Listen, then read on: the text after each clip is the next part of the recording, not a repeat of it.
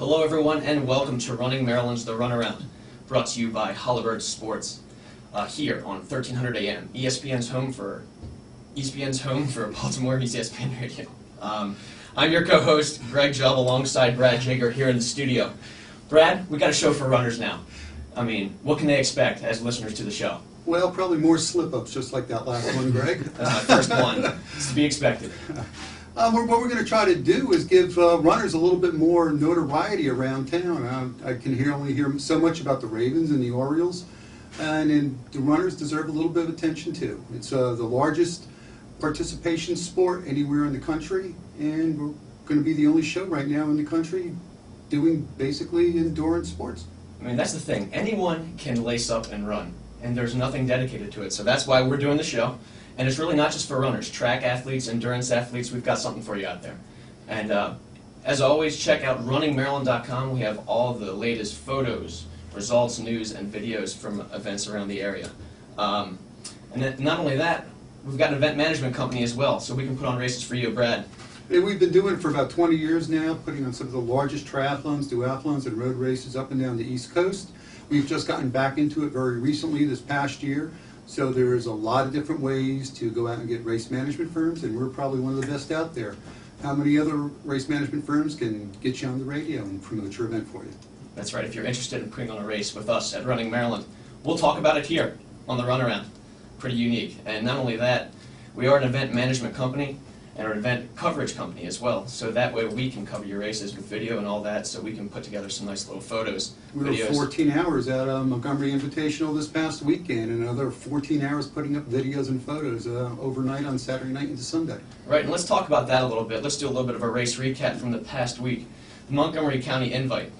Always a big race, always some of the biggest performances in the state for high school runners. Let's talk about some of the bigger performances from that meet.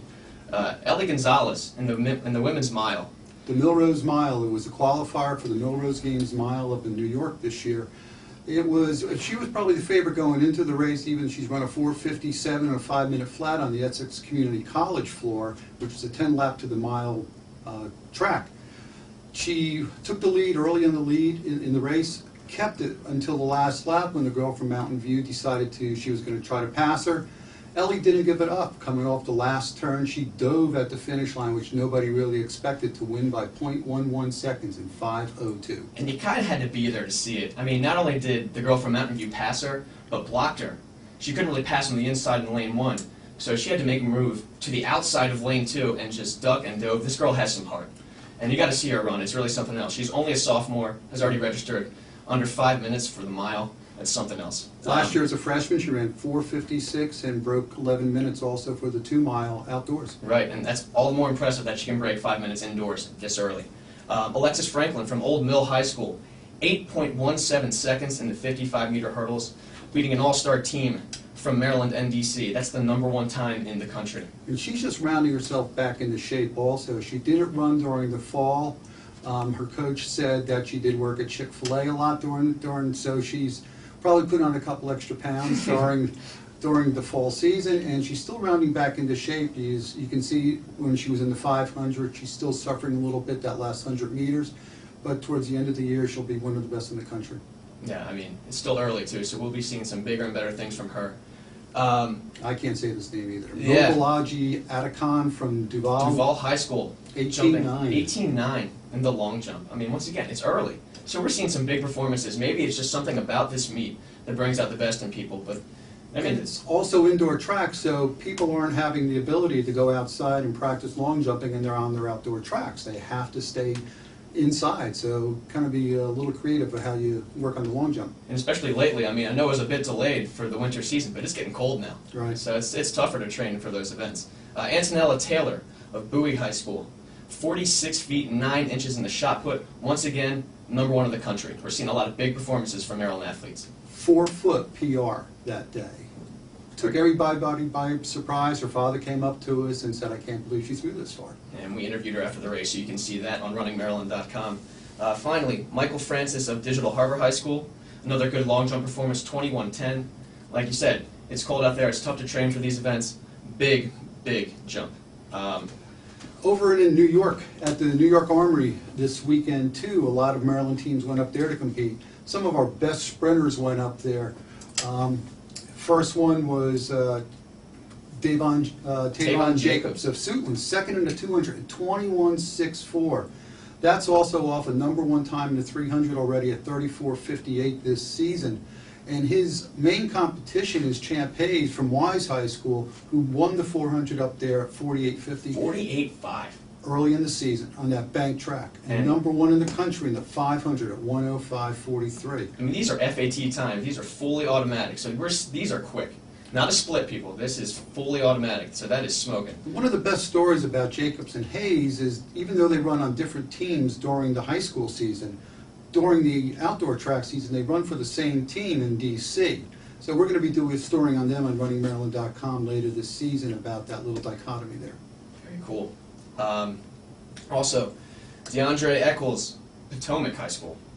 First in the 55 hurdles at the same meet, 7.36. Don't be surprised, #1 in the country. Maryland's putting it out there this year. Suitland boys, first team in Maryland this year, under 130 for the 800 relay at 129.19. These are on the bank tracks up at the New York Armory, so times are a little bit faster, but it's still early in the season. Right. The Western girls, Western Tech High School in Baltimore County, is #1 in the country in the girls 1600 relay at 3:56. They had two girls, Sharon Dorsey, who was 4th in the 400, 57.35, and Rebecca Holt at 58.21, both placed in the 400 up at this meet. And the weird thing about Western Tech is they don't have a track. Oh, yeah. They practice over at Catonsville Community College on the grass fields. But when you watch them run, they're determined.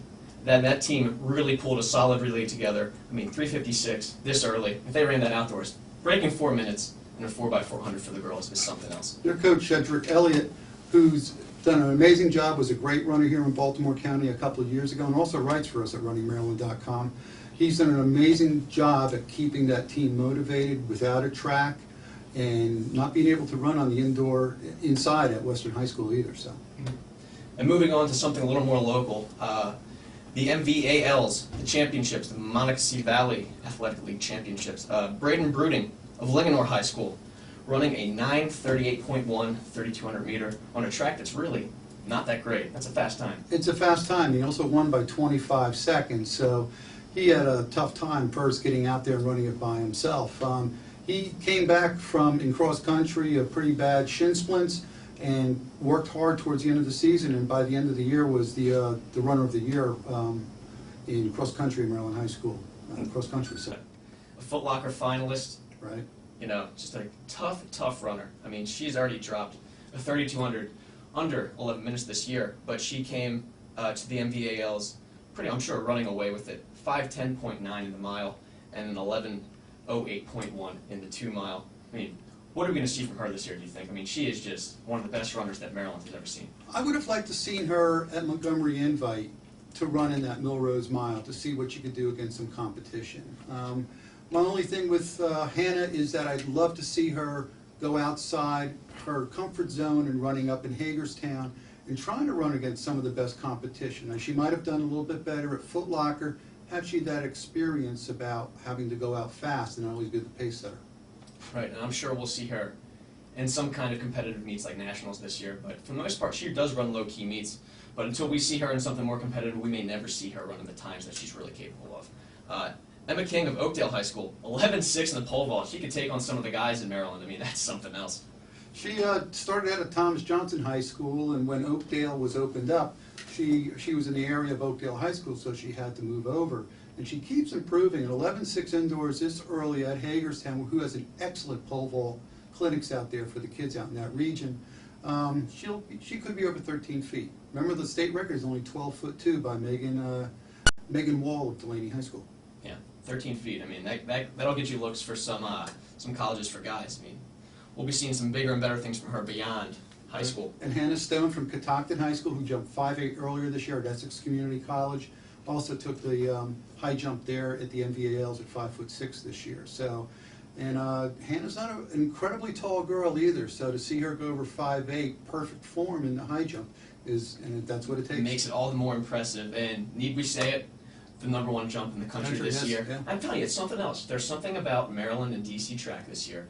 We're seeing a lot of #1 performances. Really, those placements usually get monopolized by runners from California, athletes from California, Texas, New York. We're really seeing some real performances. Are we seeing a resurgence of Maryland high school running and track and field, or what do you think? Well, I think what gives it a lot of, gives Maryland a good boost now is some of these summer programs. The PG and DC area has always had excellent summer running programs. And up here in Baltimore, you have the Woodlawn Track Pack, you have the Baltimore City Track Club. Owings Mills has an excellent age group program. And that's what keeps kids going during the season and getting them ready to run during the year. Yeah, and I'm sure we'll be seeing some bigger and better things for states as we approach them in February. Hey, if anybody want to call in and ask us a question, call-in number is 410-481-1300, and for you in Alaska, 888-372-9535. Remember, this is not just for people in Maryland. We'll talk track with anyone. But yeah, we got a special treat for you when we come back. We'll be talking to Matthew Centrich Jr. on an in-phone interview. He's going to be talking about his training for the 2012 season for the London Olympics, as well as talking about some of his highlights of the past season, and maybe even a little bit of reminiscing of when he was a high school runner at Broadneck High School. Oh, good, here I in can't Maryland. wait. So we'll be happy to bring that interview for you here on the Runaround. On ESPN 1300 in Baltimore.